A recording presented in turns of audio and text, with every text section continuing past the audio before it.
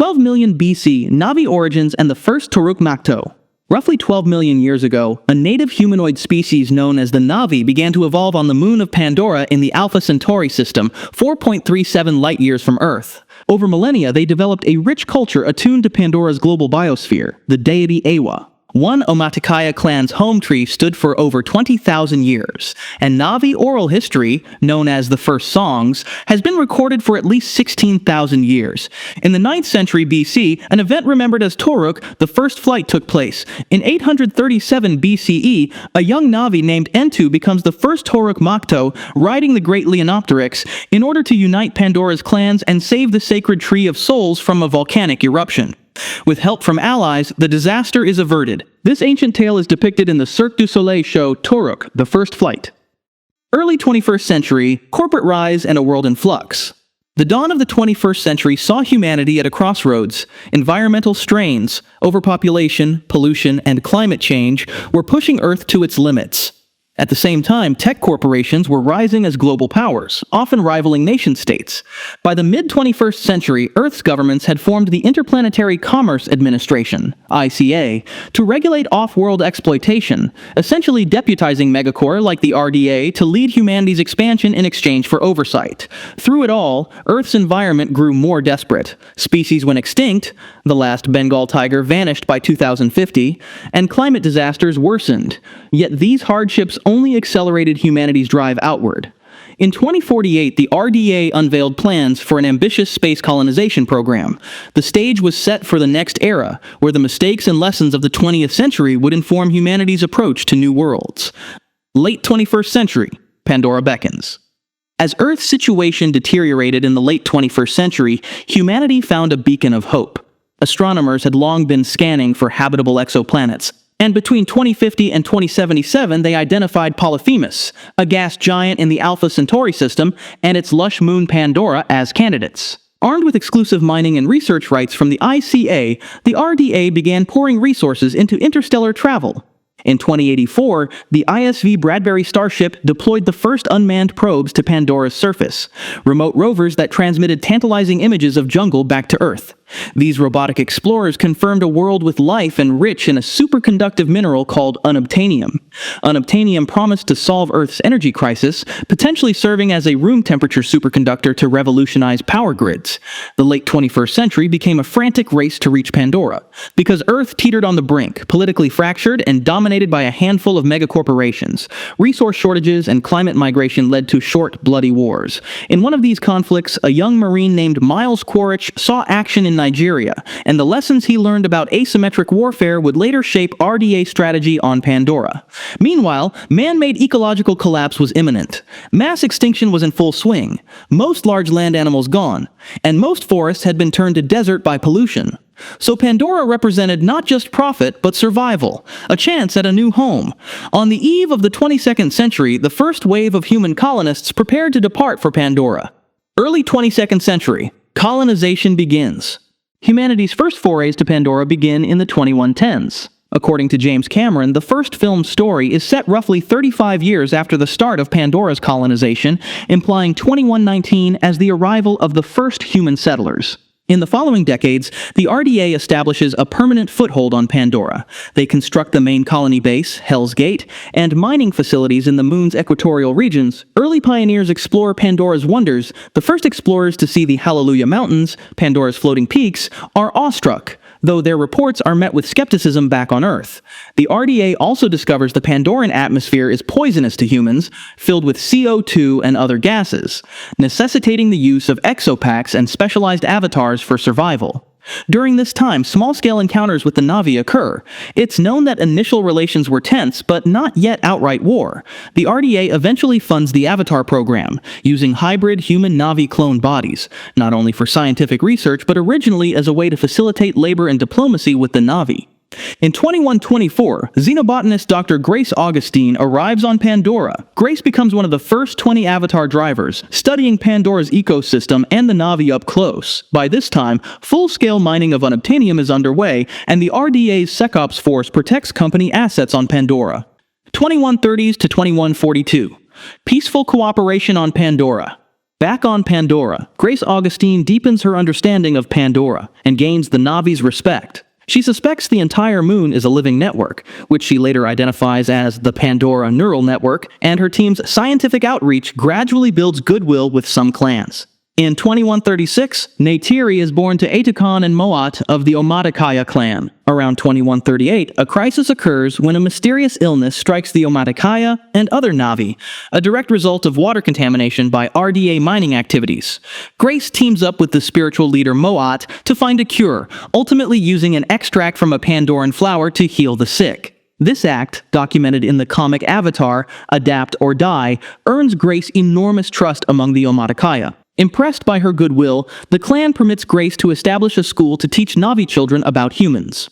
In 2142, Grace founds a schoolhouse for Navi youth near Hell's Gate. For a decade, she teaches English, science, and human culture to a new generation of Navi, including Neytiri and her older sister Silwanen, while also learning about Navi language and lore. This period is a high point of human-Navi cooperation. Grace's vision is to create a bridge between the two peoples. By all accounts, the Navi students are eager and the experiment shows promise, at least initially. Unfortunately, this harmony is not to last. 2142 to 2152, rising tensions. As RDA mining operations expand, relations deteriorate. The Navi grow increasingly uneasy about the relentless deforestation and sacred sites being threatened by the Sky People. By 2152, after 10 years of Grace's school, tensions boil over. Silwanen and other Navi youths become outraged at RDA bulldozers tearing up forests near their home. In a tragic incident, Silwanen leads a small student protest that turns violent. They attack an RDA bulldozer in an attempt to halt the destruction. RDA Sekops troops respond with lethal force. Silwanen and several Navi teens are gunned down by the RDA soldiers. Grace manages to save some of the children, but Silwanen's death is a devastating blow. The Omaticaya clan, enraged by the killing, immediately shut down all contact. Grace's school is permanently closed, and she is expelled from the Omaticaya's trust. This effectively ends any diplomatic progress. Silwanen's demise also alters the clan's future. Neytiri must take her late sister's place as Tsahik in training and as Tsute's future mate.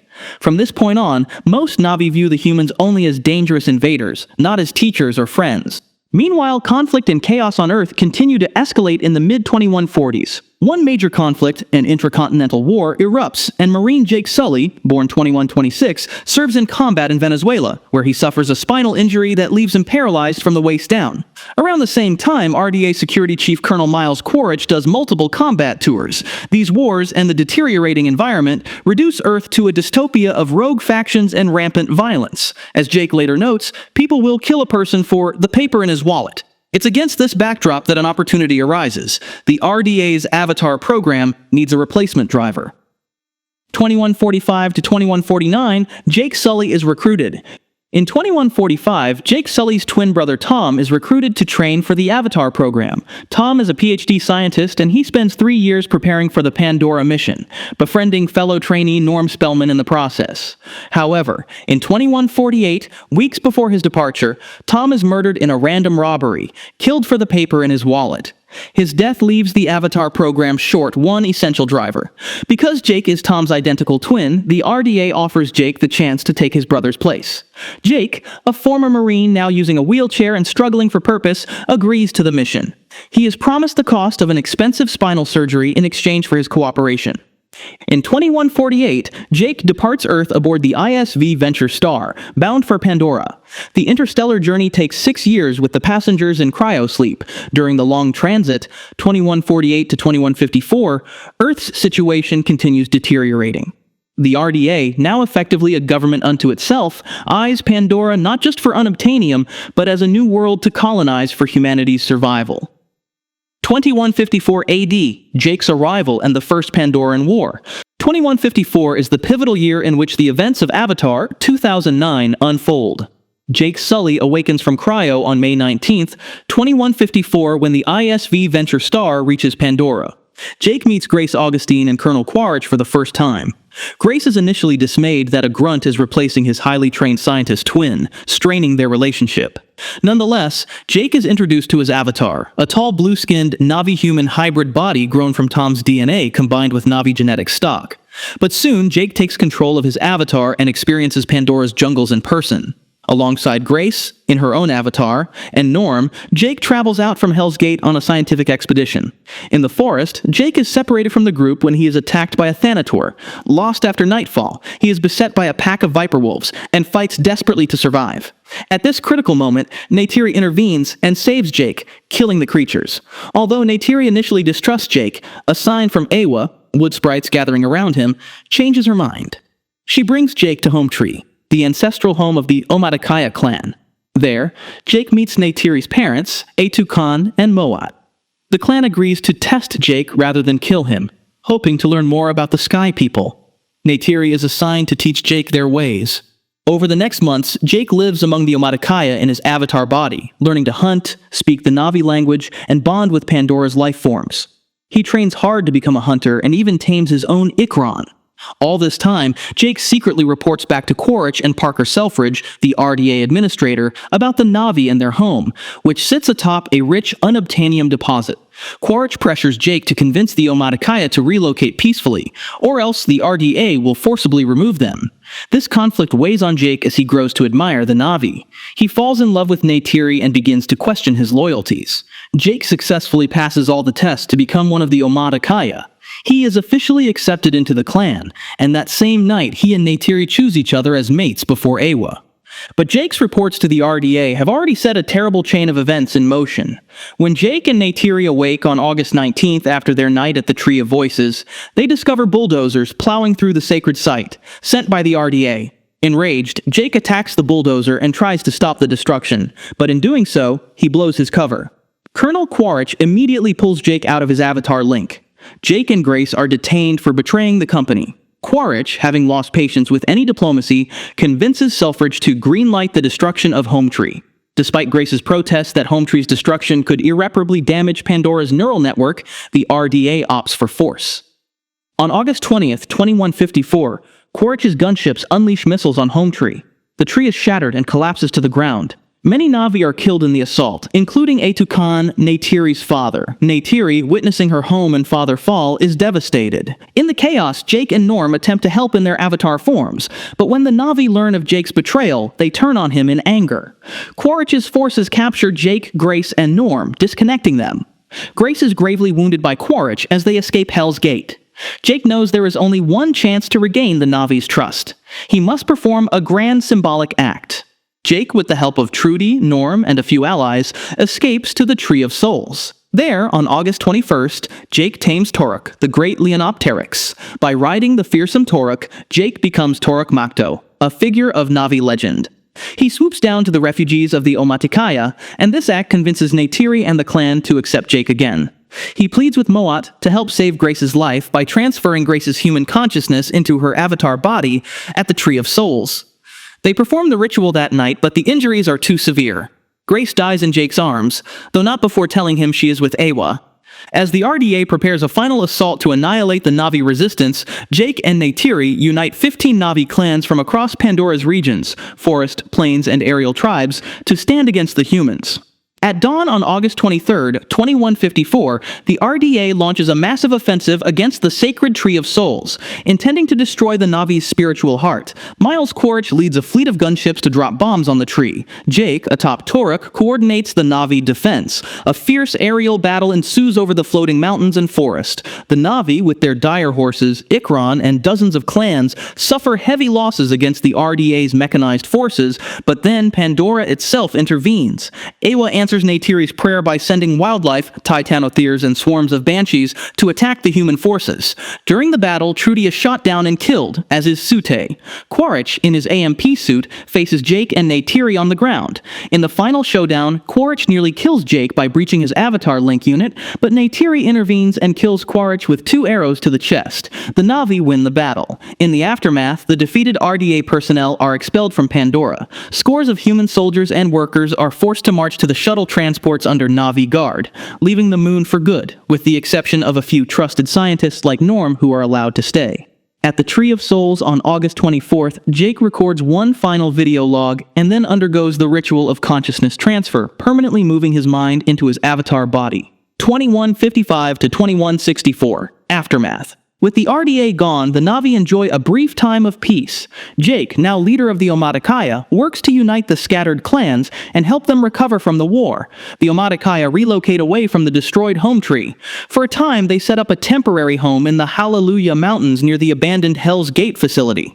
In the months after the battle, Jake faces challenges to his leadership.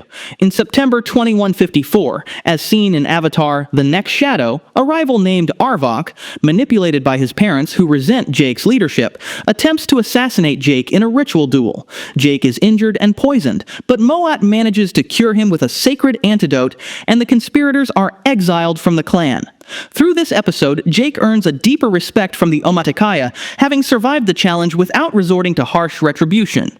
He solidifies his role as clan leader. In the years that follow, Jake and Neytiri start a family. Neteum, their first son, is born in 2155, just a few months after the war. He is followed by an adopted daughter, Kiri, born mysteriously from Grace Augustine's inert avatar around the same time.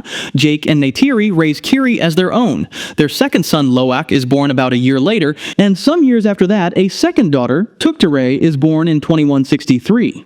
Also growing up among them is Miles' Spider Socorro, a human boy born on Pandora in 2154. Spider is the son of Quaritch's late pilot Paz Socorro. As an infant, he was stranded on Pandora and was essentially adopted by the remaining humans and tolerated by the Na'vi. Jake, though initially wary of Spider, allows him to tag along with his kids, and Spider comes to see Jake and Neytiri as parental figures. Meanwhile, Earth's ecological death spiral accelerates. By the 2160s, Earth's environment is an extinction-level crisis for humanity. The RDA now turns its attention back to Pandora with renewed determination. The company's new goal is to colonize Pandora, a lifeboat for Earth's population. The Na'vi, for their part, suspect the Sky People might return. Under Jake's guidance, the clans spend these years quietly preparing for the possibility of another invasion. Hunters practice with captured human weapons, and the Na'vi develop strategies to unite quickly in wartime. This calm before the storm lasts about 14 years, but it will soon end. 2168 to 2169, the RDA's return. In January 2168, deep space sensors detect new RDA starships in the Alpha Centauri system. After 15 years, the Sky People return to Pandora in force.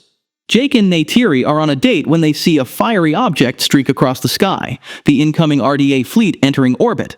This marks the start of the Second Pandoran War, as the Na'vi call it. Jake wastes no time rallying the Unobtainium and their allies. According to the graphic novel Avatar: The High Ground, Jake organizes a preemptive strike in space. Using commandeered shuttlecraft and Na'vi trained in zero-G, Jake leads a raiding party into orbit to ambush the incoming RDA forces. In an intense battle aboard the ISV Venture Star, Jake's team manages to destroy at least one of the approaching ships and kills RDA personnel, such as an RDA pilot named Josh Winslow. However, the RDA's numbers and technology are overwhelming. Despite the Na'vi's courage, the bulk of the RDA fleet survives. Once on the ground, the RDA moves swiftly to secure their foothold. Heavily armed forces under General Francis Ardmore retake the old Hell's Gate base and begin constructing a new HQ. The RDA raises a huge swath of rainforest and builds the city of Bridgehead, a fortified base complete with a 3-kilometer security perimeter and advanced defenses. In a matter of months, Bridgehead becomes a sprawling colony. The Sky People have returned in greater numbers than ever, intent on never being expelled again. Jake's band of insurgents can only harass the edges of this occupation. They carry out guerrilla raids on RDA supply lines and try to slow the RDA's expansion, but by 2169 the humans have established dominance in the region around Bridgehead. One of the RDA's objectives this time is to exploit regions of Pandora previously untouched by humans. In Avatar: Frontiers of Pandora, the focus is on the western frontier of Pandora. By 2169, RDA forces push into those frontier lands, encountering new Na'vi clans. Notably, this is when the secret ambassador program children resurface. The Na'vi youths whom Dr. Cortez hid in cryo back in 2154 are awakened after 15 years of sleep. They emerge into a changed world, a Pandora at war once again, and must decide where they stand. Guided by sympathetic humans like Cortez and the surviving scientists, these young Na'vi join Jake's resistance. One of them, a child named Solek from the lost Sarentu clan, becomes a key figure. As depicted in Frontiers of Pandora, Sully and others traverse the western frontier, seeking to unite disparate clans like the Aranahe and Tapani clans. The conflict in 2169 is fierce. The RDA, now led on Pandora by Ardmore and administrators like John Mercer and Angela Harding, launch a campaign to oppress the western frontier. The Na'vi resistance fights back in a series of skirmishes and sabotage operations. Many lives are lost on both sides. Senior RDA leaders are assassinated. Both Mercer and Captain Harding are killed in the fighting. For the Na'vi, this is justice. These two had been responsible for the Sorentu clan massacre decades ago. The Na'vi also suffer losses. For example, the Na'vi chieftain Mokasa dies in battle in 2169. By the end of that year, the RDA's western expansion is blunted, but the humans still hold the advantage overall. 2170. Ocean War. Most of Avatar: The Way of Water is set in this year. Having failed to crush the Na'vi, the RDA shift strategies. They deploy new specialized forces. The RDA's recombinant program has cloned and recombined the memories of dead soldiers into Na'vi bodies. Quaritch is reincarnated as a recombinant avatar, and is put in charge of a select unit of recom soldiers. Their mission? Hunt down and eliminate Jake Sully. Quaritch's vendetta against Jake now continues in a Na'vi body. His unit stumbles upon the Sully children while on patrol, and while Jake's children narrowly escape, Quaritch manages to capture Spider, who is revealed to be his son. Jake, knowing that he and his family are targets, makes a painful decision to protect his clan. He steps down from leadership and takes his family into hiding, reasoning that the enemy will follow him rather than endanger the clan. The whole family flee the forest and seek refuge far across the ocean. By invoking Uturu, the Na'vi tradition of seeking sanctuary, they are taken in by the Metkayina, a reef-dwelling Na'vi clan led by Tonawari and Ronal. Adjusting to life on the sea, the Sullys spend months with the Metkayina, learning to swim and free dive and taming the water creatures like the Ilu. There is initial tension. Some Metkayina mock the forest Na'vi for their different build and Jake's half-breed children. But over time, they all become part of the reef community. Jake's second son, Loak, forms a profound bond with a Tulkun called Payakan, an outcast, which teaches him empathy and courage. War, however, soon finds them.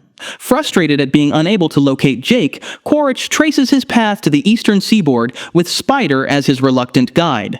To flush out Jake, Quaritch's recom unit teams up with the RDA's whaling division, which operates massive Sea Dragon vessels. The Tulkun hunters, led by Captain Mick Scoresby, begin terrorizing the ocean clans. They burn down a Tayunui outpost village and start slaughtering Tulkuns.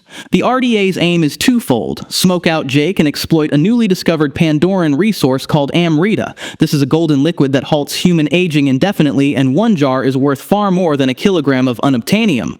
Scoresby's crew kills a Tulkun mother named Roa, who was the spirit sister of Metkayina Chieftess Ronal, and her calf. This atrocity galvanizes the reef people and the Sullys to fight back. They decide to confront Quaritch. In the meantime, Loak and friends go exploring and end up held hostage by Quaritch, and a series of escalating clashes leads to an all-out battle around the Three Brothers Islands. During the skirmish at Three Brothers, Payakan the Tulkun joins the fight on Loak's side, wreaking havoc on the Sea Dragon ship. Many of Quaritch's recom soldiers are killed in action, picked off by Na'vi or by Pandora's creatures.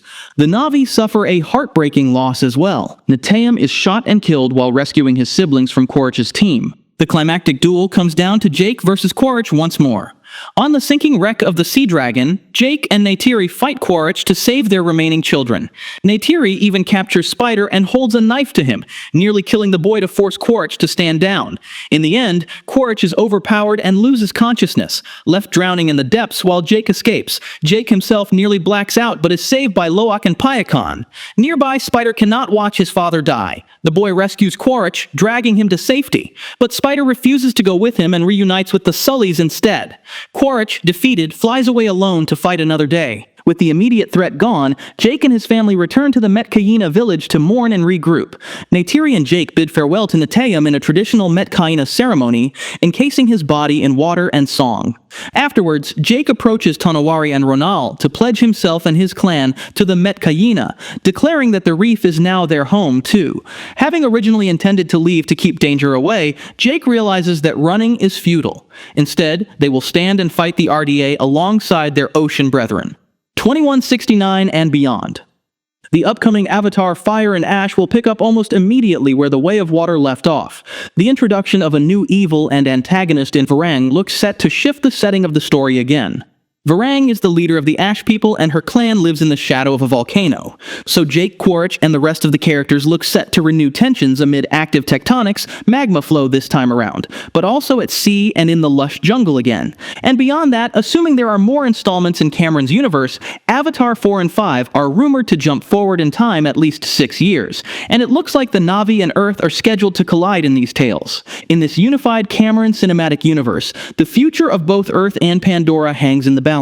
Only the forthcoming chapters will tell us what comes next. If you enjoyed what we've done here, make sure to like and subscribe.